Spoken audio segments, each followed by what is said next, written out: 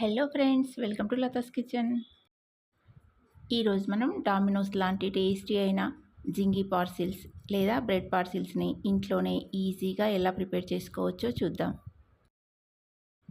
ఇంట్లో జరిగే చిన్న చిన్న పార్టీలకి, పిల్లల బర్త్డే పార్టీస్కి ఇలాంటి స్నాక్స్ని ప్రిపేర్ చేసి పెట్టారంటే ఇవి ఎంతో స్పెషల్గా ఉంటాయి. ఇంకా అందరూ ఇష్టంగా తింటారు.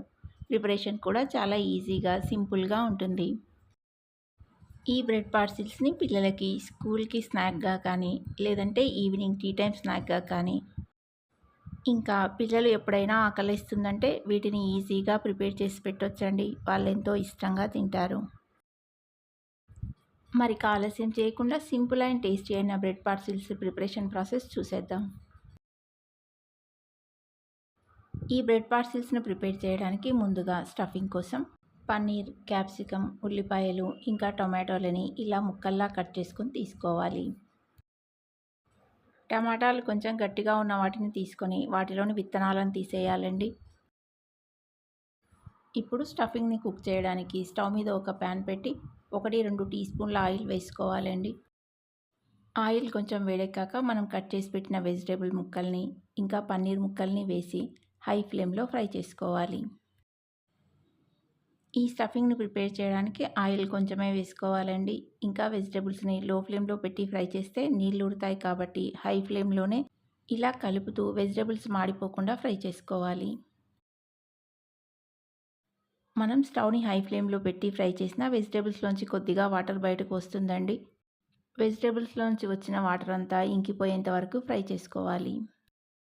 ఇలా వెజిటేబుల్స్ని 3 to 5 minutes ఫ్రై చేశాక ఇందులో రుచికి సరిపడా కారం, కొద్దిగా చాట్ మసాలా, వేయించిన జీలకర్ర పొడి, కొంచెం గరం మసాలా,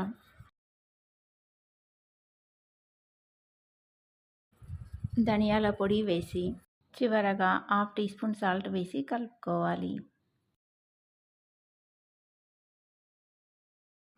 మసాలాలు వేశాక స్టవ్ని మీడియం ఫ్లేమ్లో పెట్టి మాడిపోకుండా ఇలా కలుపుతూ 2 minutes ఫ్రై చేసుకొని స్టవ్ ఆఫ్ చేసుకోవాలి. స్టఫింగ్ ఇలా తడి లేకుండా డ్రైగా అయ్యేంత వరకు ఫ్రై చేసి పక్కన పెట్టుకోవాలి.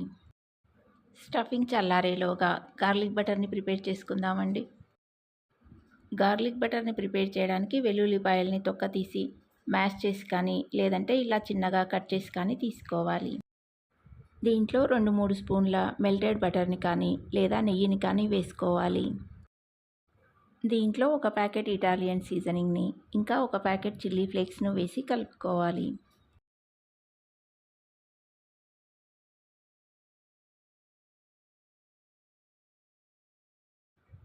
అలాగే దీంట్లో కొంచెం కొత్తిమీర తరుగును కూడా వేసి కలుపుకోవాలి. దీన్ని కలుపుకునేటప్పుడు అవసరం అనుకుంటే ఇంకాస్త బటర్ని కానీ లేదా నెయ్యిని కానీ యాడ్ చేసుకోవచ్చండి. ఇప్పుడు ఒక బ్రెడ్ స్లైస్ని తీసుకొని ఇలా చపాతీ కర్రతో రోల్ చేసి తీసుకోవాలి.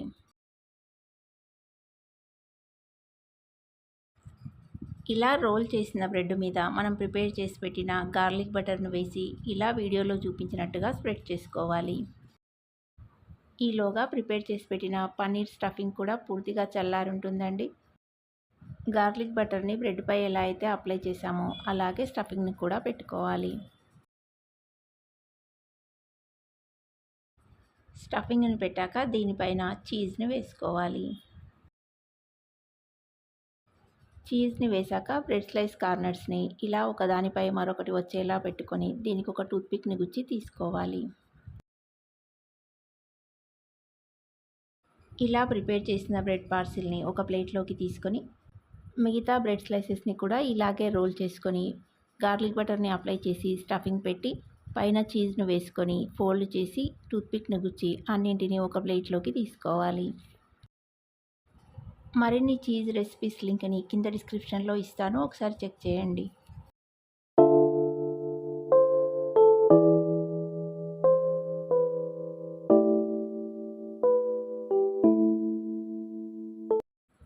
ఇలా బ్రెడ్ పార్సిల్స్ని ప్రిపేర్ చేశాక ఇప్పుడు స్టవ్ మీద ప్యాన్ పెట్టి ప్యాన్ కొంచెం వేడెక్కాక 1 లేదా 2 టీ స్పూన్ల నెయ్యిని వేసి నెయ్యి కొంచెం వేడెక్కాక మనం ప్రిపేర్ చేసిన బ్రెడ్ పార్సిల్స్ని పెట్టుకోవాలి. ఇలా పెట్టాక వీటిపై నుండి కూడా కొద్దిగా నెయ్యిని వేసి దీనిపైన మూత పెట్టి చీజ్ మెల్ట్ అయ్యే వరకు బేక్ చేసి తీసుకోవాలి. స్టవ్ని సిమ్లోనే పెట్టి ఒక 2 మినిట్స్ బేక్ చేస్తే సరిపోతుందండి. లేదంటే ఎక్కువసేపు అయ్యిందంటే బ్రెడ్ అడుగు భాగంలో మాడిపోయే ఛాన్స్ ఉంటుందండి. వీటిని బేక్ చేస్తున్నప్పుడు ఇలా గ్లాస్ లిడ్ను పెట్టుకుంటే మనకు చీజ్ మెల్ట్ అయింది ఈజీగా తెలుస్తుందండి. ఇలా చీజ్ మెల్ట్ అవ్వగానే ప్యాన్లోంచి తీసి ఒక ప్లేట్లో పెట్టుకోవాలి. వీటిని తీసాక మళ్ళీ 1-2 టీ స్పూన్ల నెయ్యిని వేసుకొని మిగతా బ్రెడ్ పార్సిల్స్ని కూడా పెట్టి పైనుండి కొద్దిగా నెయ్యి అప్లై చేసుకొని మూత పెట్టి 2 మినిట్స్ బేక్ చేసి తీసుకుంటే ఎంతో టేస్టీగా ఉండే బ్రెడ్ పార్సిల్స్ లేదా జింగీ పార్సిల్స్ రెడీ అండి. నెయ్యి వేసి ఫ్రై చేస్తున్నప్పుడు అడుగు భాగంలో ఇలా గోల్డెన్ బ్రౌన్ కలర్లోకి వచ్చి తింటుంటే కరకరలాడుతూ లోపల మనం పెట్టిన పన్నీర్ స్టఫింగ్ ఇంకా చీజ్తో చాలా అంటే చాలా టేస్టీగా ఉంటుందండి. ఈ బ్రెడ్ పార్సిల్స్ని ఇలా ప్రిపేర్ చేసి పిల్లలకు టొమాటో సాస్తో సర్వ్ చేశారంటే సూపర్గా ఎంజాయ్ చేస్తారండి. పిల్లలు ఎంతో ఇష్టంగా తినే ఇలాంటి స్నాక్ రెసిపీస్ని బయట కొనకుండా ఇంట్లోనే మనం హైజీనిక్గా ప్రిపేర్ చేసి పెట్టొచ్చండి. ఓసారి బ్రెడ్ పార్సిల్స్ని ఇలా ప్రిపేర్ చేసి టేస్ట్ చేసి చూడండి. ఈ రెసిపీ మీకు నచ్చితే లైక్ చేయండి. ఇంకా మీ ఫ్రెండ్స్ అండ్ రిలేటివ్స్కి షేర్ చేయండి. అలాగే మరిన్ని ఇలాంటి సింపుల్ అండ్ టేస్టీ రెసిపీస్ మీ ఫోన్కి నోటిఫికేషన్ రావాలంటే లతాస్ కిచెన్ ఛానల్ని సబ్స్క్రైబ్ చేసుకుని పక్కనే ఉన్న బెల్ ఐకాన్ని క్లిక్ చేసి ఆల్ని ప్రెస్ చేయండి. మరొక టేస్టీ అండ్ క్రేజీ రెసిపీతో మళ్ళీ కలుద్దాం. Thanks for watching.